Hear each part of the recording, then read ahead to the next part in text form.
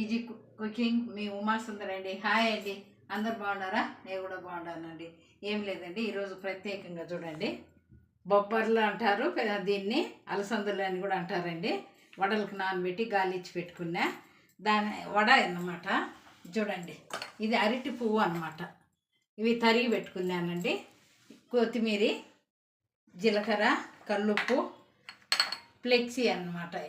మనకు ఫ్లెక్సీ వద్దనుకుంటే పచ్చిమిరకాయలు కూడా వేసుకొని రుబ్బుకోవచ్చండి. ఇది మనం అన్నీ తీసి పెట్టుకున్నాము. తర్వాత రుబ్బుకొని వచ్చినాక కాల్చేటప్పుడు చెప్తానండి అండి. మనం ఇప్పుడు ఇందాక పప్పు పెట్టుకున్నాం కదా నానబెట్టి, ఇప్పుడు చూడండి మిక్సీలో పట్టుకొని వచ్చినాను. బాగా మెత్తగా లేకుండా గరుగ్గా రుబ్బుకున్నానండి. ఇప్పుడు దాంట్లోకి జీలకర్ర ఒక స్పూను, కొత్తిమీర కావాల్సినంత కొత్తిమీర. దీంట్లో ఉల్లిపాయలు అనేది ఎర్రగడ్డలు అనేది వేయకూడదండి. మనం అరటి పువ్వు వేస్తాం కదా, ఫ్లేక్స్ వేస్తా ఉన్నాను. ఇప్పుడు మనం అరటి పువ్వు ఉండలేదా తరిగి పెట్టుకున్నాను, దీన్ని వేస్తా ఉన్నా. ఇది నలుపు తిరగకుండా మజ్జిగలో వేసి తరిగి కడిగేసి వేసుకోవాలా. ఇది వచ్చేసి గాల్బేడర్లో రాళ్ళు ఉన్నా, మన కిడ్నీలో రాళ్ళు, దీనికంతా మంచి పనికి వస్తుందండి. దీన్ని కూటు చేసుకోవచ్చు, వడలు కాల్చుకోవచ్చు, తర్వాత కార పులుసు, చట్నీ, ఎన్ని రకాలైనా చేసుకోవచ్చు.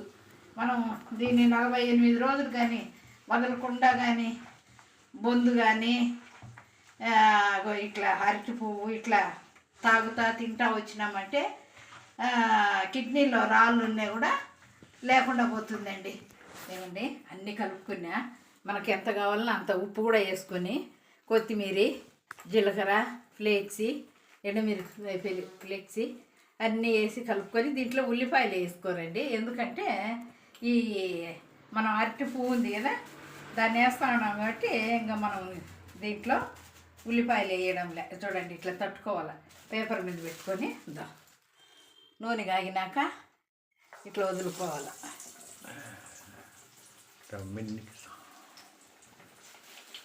దీన్ని సాసు కానీ మన పచ్చడి, పల్లీల పచ్చడి కానీ, పప్పుల పచ్చడి, కొబ్బరి పచ్చడి దాంట్లో అద్దుకొని తింటా ఉంటే చాలా మధురంగా ఉంటుందండి. చాలా బాగుంటుంది ఇది. చూడండి, ఇది ఆరోగ్యానికి చాలా మంచిదండి. ఇది ఈ మాదిరి మనకు దొరికినప్పుడు మనకు చేసుకోవాలా,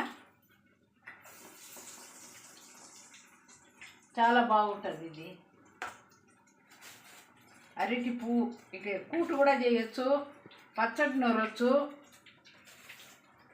తర్వాత వచ్చి కార పులుసు కూడా పెట్టొచ్చండి. దీన్ని మనం ఎన్ని రకాలైనా చేసుకోవచ్చు.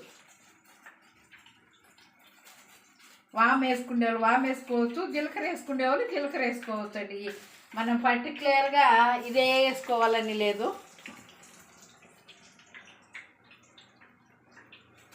బాగా ఎర్రగా వచ్చినాక 2 పక్కల తిప్పేసుకొని తీసుకోవాలి.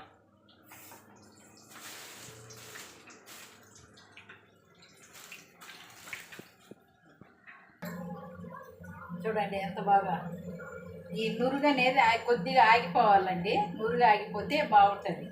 చూడండి, ఎరుపుదనం వచ్చింది. తిప్పుకోవాలి. మనం తట్టేస్తాం కదా, ఒక సైడు వేగిన తర్వాత ఇంకొక సైడు తిప్పుకోవాలి.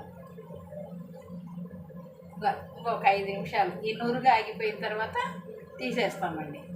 తీసేసి మనం పచ్చడిలో పెట్టుకొని లేదా చిన్నపిల్లలకి సాసులో కూడా పెట్టియచ్చు.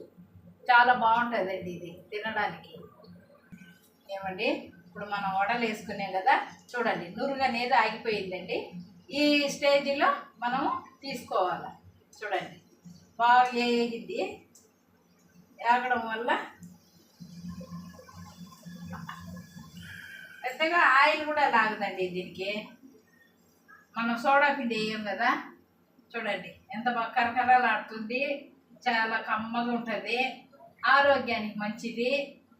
ఇట్లా చేసుకొని మనం ఈవినింగ్ టైంలో చిన్నపిల్లలు కానీ పెద్దోళ్ళు కానీ సాసులు, చట్నీ అట్లా పెట్టుకొని తిన్నామంటే చాలా బాగుంటుందండి. చూడండి ఎంత బాగా వచ్చిందో. మళ్ళీ ఇంకో వాయి ఎత్తేస్తా.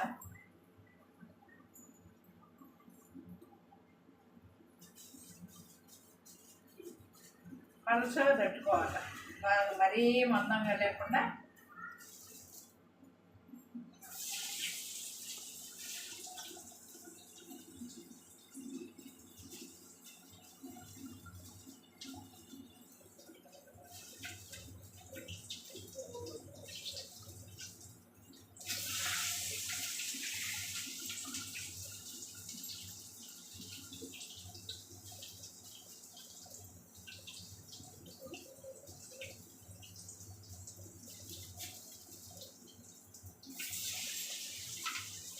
మనం ఇట్లా వడలు వద్దనుకునే వాళ్ళు పచ్చడి నూరుకోవచ్చండి, కారపులుసు పెట్టవచ్చు, తీగూర పెట్టవచ్చు, తర్వాత వచ్చి సాంబారు, తాలింపు, ఎన్ని రకాలైనా చేసుకోవచ్చు.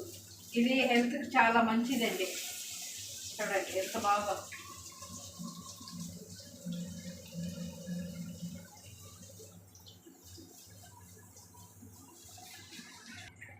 ఏమండి చూడండి ఇది ఎంత బాగా కాలింది, మురముర అంటుంది. తింటా ఉంటే ఉప్పు కారం అంతా సమానంగా ఉంది, చాలా కమ్మగా ఉందండి. చూసిన వాళ్ళు లైక్ చేసి షేర్ చేసి కమెంట్ పెట్టండి. నా వీడియో మీకు రావాలంటే బెల్ బటన్ నొక్కినారంటే నా వీడియో వస్తుందండి. Thank you.